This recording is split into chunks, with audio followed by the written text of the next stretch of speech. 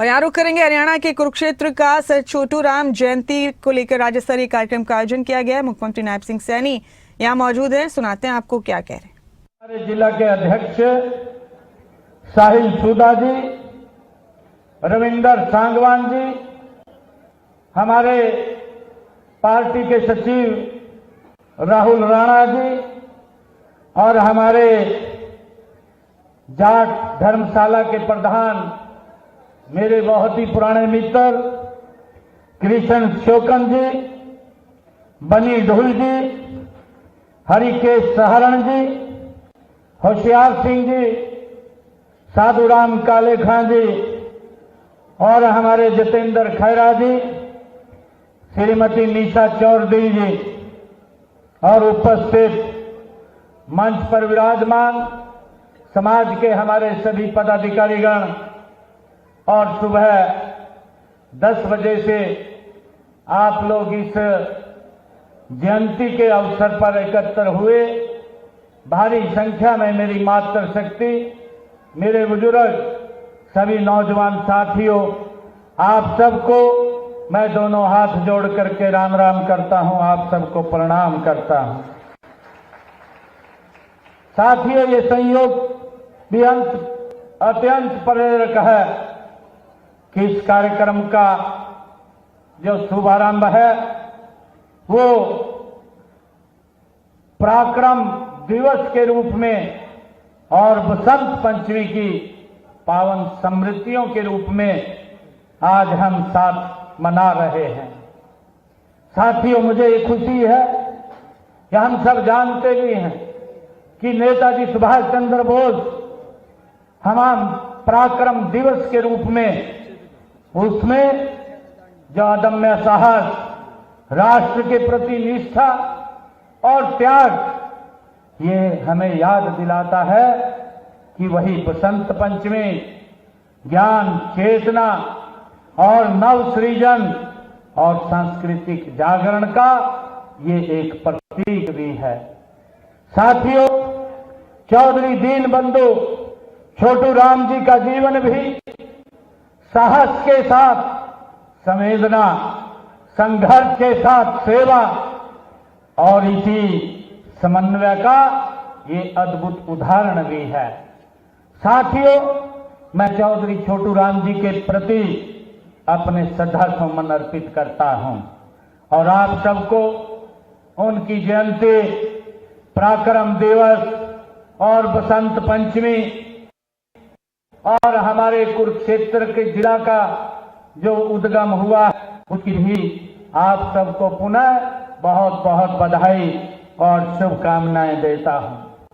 साथियों, हम आज बसंत पंचमी के दिन योग पुरुष दीनबंधु छोटू राम जी की जयंती हम एकत्र होकर के मना रहे हैं। साथियों, उनकी जयंती इस दिन मनाने का यही उद्देश्य है कि यह दिन परिवर्तन का सूचक है। साथियों, चौधरी छोटू राम जी के भी बदलाव के वो प्रतीक थे और उन्होंने उनकी बदौलत धरती पुत्र, किसान का भाग्य बदला, हम सब जानते हैं, और मजदूर की तकदीर बदलने का काम चौधरी छोटू राम जी की नीतियों ने किया है। साथियों, हम सभी के लिए ये गौरव की बात है कि चौधरी दीनबंधु छोटू राम जी का जन्म हरियाणा की इस पवित्र भूमि के ऊपर हुआ है। उनके योगदान को याद करते हुए मुझे बड़ा गर्व भी हो रहा है। साथियों, उनका जीवन एक संदेश है। अगर हम संकल्प लें और मेहनत करें तो कोई भी चुनौती वो बड़ी नहीं होती।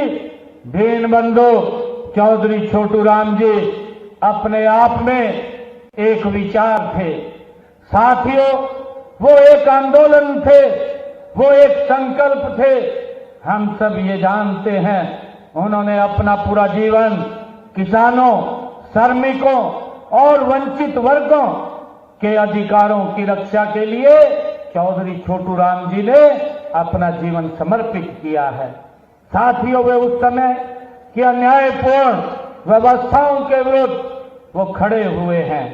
जब सत्ता और संसाधन कुछ हाथों में सिमट कर रह गए थे, उनका विश्वास था, चौधरी छोटू राम जी का उनका विश्वास था कि जब तक किसान सशक्त नहीं होगा तब तक भारत ये सशक्त नहीं होगा। ये चौधरी छोटू राम जी का विश्वास था। और साथियों, यही कारण है कि दीन बंधु जी ने कहा, उन्हें कहा गया क्योंकि वे दीन दुखियों के वो सच्चे हितैषी थे, इस कारण से उन्हें दीन बंधु कहा गया है।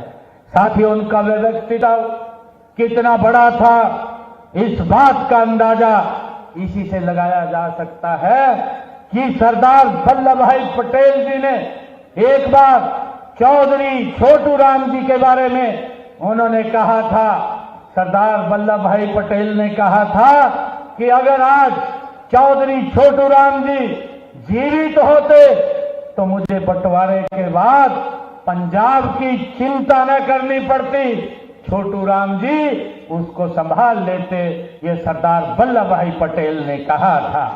साथियों, सर छोटू राम जी ने सामाजिक न्याय को केवल भाषणों तक उन्होंने सीमित नहीं रखा, बल्कि उसे नीतियों और कानूनों का रूप ये चौधरी छोटू राम जी का ने उसको स्वरूप दिया है।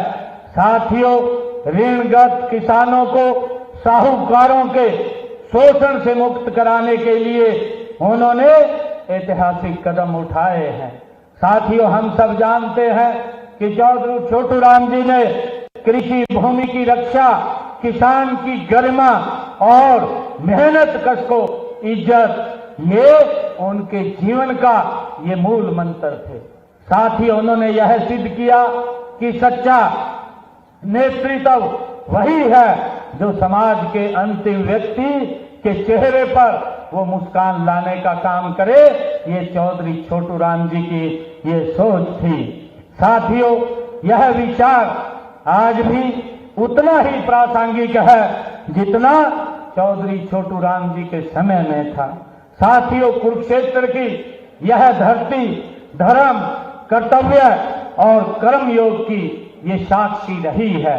साथियों, यहीं पर हम सब जानते हैं कि भगवान श्री कृष्ण ने मोहग्रस्त अर्जुन को ये निष्काम जो कर्म का संदेश देने का काम इसी पवित्र भूमि के ऊपर किया था।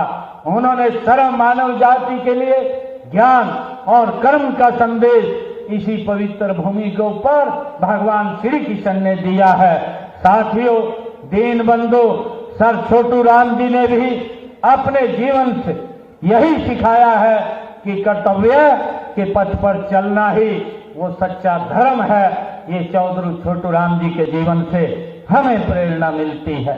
उन्होंने व्यक्तिगत स्वार्थ से ऊपर उठ करके समाज और राष्ट्र के हित को प्राथमिकता देने का काम ये चौधरी छोटू राम जी ने किया है। साथ ही उनका संघर्ष किसी वर्ग के विरुद्ध नहीं बल्कि अन्याय के विरुद्ध होता था।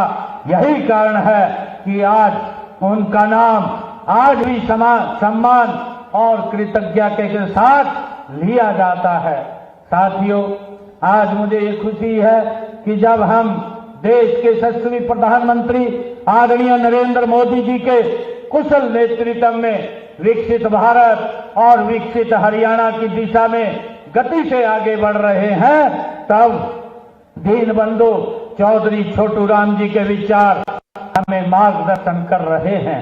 साथियों, किसान कल्याण हो, सामाजिक समरसता हो और आत्मनिर्भर भारत हो, ये सभी लक्ष्य उनके सपनों से ये गहराई से जुड़े हुए हैं। साथियों, मुझे खुशी है कि हमारी डबल इंजन की सरकार की भी वही भावना है जो चौधरी दीन बंधु छोटू राम जी के जीवन का सार थी। साथियों, किसान का सम्मान, किसान का सशक्तिकरण और हमने किसान के हित में अनेक कदम हमारी सरकार उठा रही है। साथियों, किसान हित हमारी नीतियों के केंद्र में हमारी सरकार काम कर रही है आज किसानों को अभी चर्चा भी ये की गई है कि आज हरियाणा देश का पहला ऐसा राज्य है कि जो अपने किसान को 24 फसलों पर एमएसपी देने का काम ये हमारी सरकार कर रही है। साथियों, ये चौधरी दीन बंधु छोटू राम जी के उस जीवन से ये प्रेरणा मिलती है। साथियों, अब तक हमने हरियाणा प्रदेश के लगभग 12 लाख किसानों के खाते में डायरेक्ट जो उनके खाते में पैसा फसल खरीद का पैसा पहुंचाने का काम किया है। 1,64,000 करोड़ रुपया हमने अब तक उनके खाते में पहुंचाने का डायरेक्ट काम किया है। साथियों, पिछले 11 सालों में किसानों को फसल के खराबे का जो मुआवजा हमने 15,500 करोड़ रुपया पहुंचाने का काम ये हमारी सरकार ने किया है। साथियों, चौधरी दीन बंधु छोटू राम जी, उनका जो जीवन था उनसे यही प्रेरणा मिलती है कि मेरा किसान सशक्त और मजबूत हो, और हमारी सरकार उस दिशा में मजबूती से काम कर रही है। साथियों, हमने अभी पिछले दिनों एक निर्णय और किया है कि हरियाणा में जो कृषि भूमि पट्टेदार हमारे किसान थे, ऐसे किसानों को उनको मालिकाना हक देने का निर्णय ये हमारी सरकार ने किया है।